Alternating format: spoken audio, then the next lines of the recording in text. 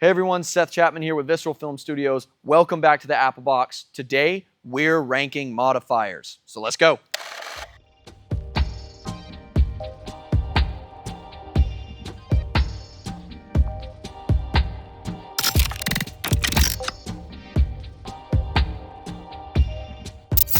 Parabolic or circular softboxes.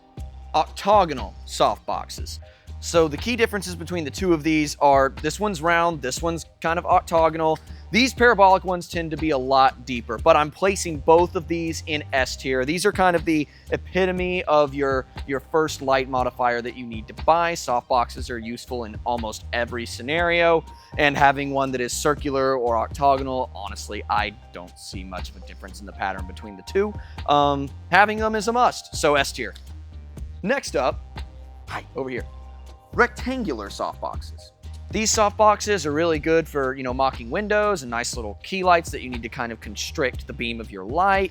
They're really nice in that aspect. However, I'm putting them as C tier because, in my opinion, if you need your light to be shaped like this, buy a panel or a light mat. The tech exists today and you're gonna get the grid and softbox and everything with it. It'll come with it. So, C tier. I use them a good bit, but honestly, I'd prefer to have a light mat. Lanterns. Lanterns are really useful. This is the Amran Lantern 90. Since I've got it, I've really enjoyed it. These are great for broad sources of light, like for multi-person interviews, podcasts, and I also like using them narratively for really broad sunlight and moonlight that I need to spread really, really far. However, if you're not really doing a whole lot of those things like podcasts, multi-person interviews, and narrative stuff, then you can get away without one of these for a good while. So I'm gonna put it in B tier. Grids. Grids come in all shapes and sizes for pretty much any lighting fixture out there. This one goes in your traditional reflector. This is for an Amran T2C tube. And this one's one of the ones that you usually get along with a softbox. And that's kind of why I'm putting them in S tier. They're so useful and so necessary. They put them in packages with softboxes so you don't have to buy them separately. Now, for lights like tubes and these little ones that go in standard reflectors, you do have to buy them separately, but I highly recommend you do. They really help target your light and cut it a little bit and reduce your spill. So S tier, definitely. Barn doors, gels, reflector. Reflectors, S tier. They come with just about every COB light that you're gonna get, and there's a reason. They hone in your light, they can even amplify it a little bit, punch it in one direction rather than just a bare node. S tier, 100%. Barn doors, A tier. You can get away with not having them, but once you do, you'll use them all the time. They help shape your light, you can cut the light, you can flag it off from a certain area, you punch them in as far as you want, and you can even attach gels to them most of the time. So yeah, A tier. I also mentioned gels. These days, this is probably the closest thing to F tier that I own.